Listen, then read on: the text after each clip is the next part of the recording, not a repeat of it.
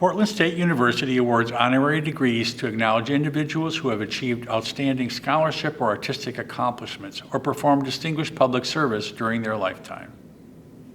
It's my great pleasure today to present an honorary doctoral degree of humane letters to investment leader and social justice innovator, Rukaiyah Adams. Ms. Adams received a bachelor's degree from Carleton College, a Juris Doctorate from Stanford Law School, and a master's degree in business administration from the Stanford Graduate School of Business. Following a successful career as an attorney, Ms. Adams shifted to the world of investments.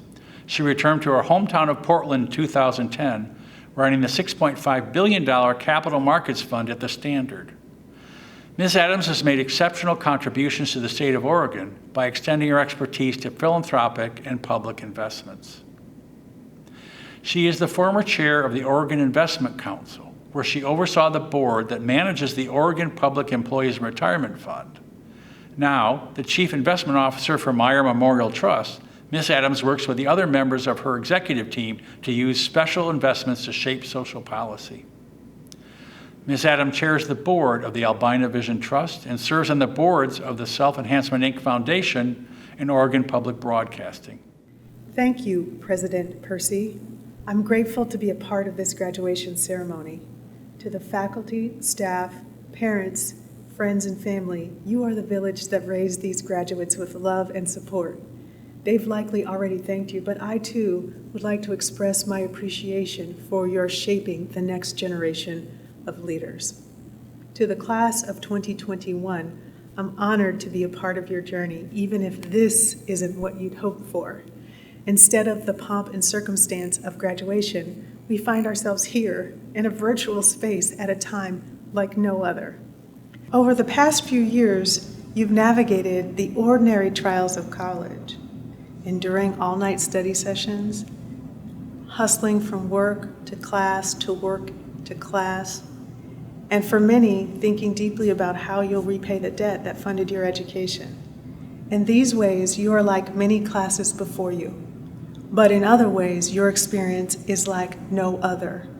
You have faced over 14 months of a pandemic and witnessed a racial reckoning in our nation's streets. Nonetheless, you, the students we honor today, persisted, completing a rigorous and demanding academic journey. Well done. As you leave behind institutional learning at PSU, you'll step into a new theater of learning that is much less structured, but the work that you will move into is equally rigorous, and the stakes may even be higher. This nation, perhaps the world, faces trials unprecedented in our lifetimes. To that end, I've been asking myself, what can the class of 2021 learn from similar eras in United States history? How can we encourage you to dive into the future when so much of it seems unknowable and uncertain? Over a century ago, a generation found themselves caught up in the twin tragedies of World War and the 1918 influenza pandemic that wiped out a third of the world's population. They were nearly the same age as you. What rose from that upheaval? So much, but two things stand out. One, an unrivaled generation of iconic writers, Gertrude Stein, Ernest Hemingway, F. Scott Fitzgerald, the Harlem Renaissance, Zora Neale Hurston, Langston Hughes, along with jazz greats like Billie Holiday and Duke Ellington. And two, that wildly creative period known as the Roaring Twenties came out of that, when people reinvented nearly everything. Around that time, Art Deco splashed onto the shores in an explosion of geometric shapes, the Guardian Building in Detroit, the Chrysler Building in New York. Those buildings transformed their city skylines. Every time I look at structures like these, I see more than rock and stone. I see the resilience, the strength, the generation, and values of that generation reflected in the urban landscape. My point is that earlier generations faced massive changes. In many cases, they emerged stronger. The so-called greatest generation pushed through the Depression, fought heroically in World War II, and led the country into an era of unparalleled economic growth. But prosperity didn't unfold evenly. It never does. Despite the post-war boom, Jim Crow laws and redlining prevented African American families from buying homes. Storefront signs that read "No dogs or Mexicans" greeted returning Latinx soldiers who'd earned medals for bravery. Over 100,000 Japanese Americans wrongfully imprisoned struggled to rebuild their lives. Many of these unequal aspects of society remained when my generation, Gen X, arrived into adulthood. I was 17 in 1991 when I first saw the grainy video of LA police officers beating Rodney King. I'll never forget it. King was unarmed, face down in the street, and incapable of defending himself, just like George Floyd. After a jury acquitted the officers, 5 days of riots broke out. Homes, storefronts, businesses vanished in flames. While much of LA has been rebuilt, pieces of the torn urban fabric remain uninhabited to this day.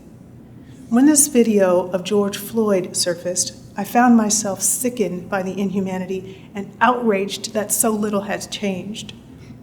While those before us had focused on the built environment, Gen X, we zeroed in on the built community. We nudged social sciences and humanities to explore new ideas like critical race theory. We engineered the internet, which transformed our lives. Yet last May, we watched brutality repeat itself on our watch, on my watch, some 2 decades after Rodney King. The senseless death of George Floyd and others confirmed that my generation had not gone far enough to stamp out racism. So I ask you, what will your generation be known for? How will your highest ideals be reflected in the places that we call home? When all of us look back on COVID and the national call for social justice, will your generation have edged us closer to something better? Perhaps you'll reconceive the practice of historic monument and erasure, or you'll design new urban spaces that place a premium on public access so that personal wealth is no longer a prerequisite to enjoy our wild spaces. They say the strongest steel is forged in the hottest fires. Well, class of 2021, you don't need me to tell you that the world is burning hotter than ever. Whatever happens in the years to come, you've already made us stronger. Number 1, we have been reminded of the primacy of science, but you'll be the ones to transform societies with it. You will be the entrepreneurs who solve the physics problem of energy storage, ending the fossil fuel economy and slowing global warming. You will be the scientists who solve the biology challenge of feeding more people on less arable land. You will be the greatest minds who tackle the chemistry of vaccine discovery, combating viruses that spread wildly in increasingly urbanized habitats. 2, we've begun to recognize the interconnectedness of humanity, made clear by our shared vulnerability to COVID. But it is you who will reflect this togetherness in policy, in collective decision-making, in the urban vernacular. And finally, and perhaps most vital of all, we have all witnessed the power of peaceful protest to transform societies. It has elevated the problem of systemic discrimination. We have come to know that America hasn't lived up to its founding ideals, at least not for all of us. We've seen the corrosive effect of denying the legacy of slavery. We know the nagging bruise left by the fight for suffrage and citizenship. We feel exhausted for pushing back against threats against enfranchisement.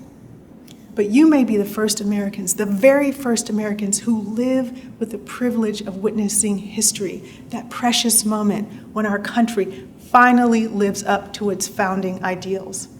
By forcing us as a nation to pivot toward a brighter future and speaking truth to power, you've charted a path straight as an arrow toward becoming the greatest generation ever.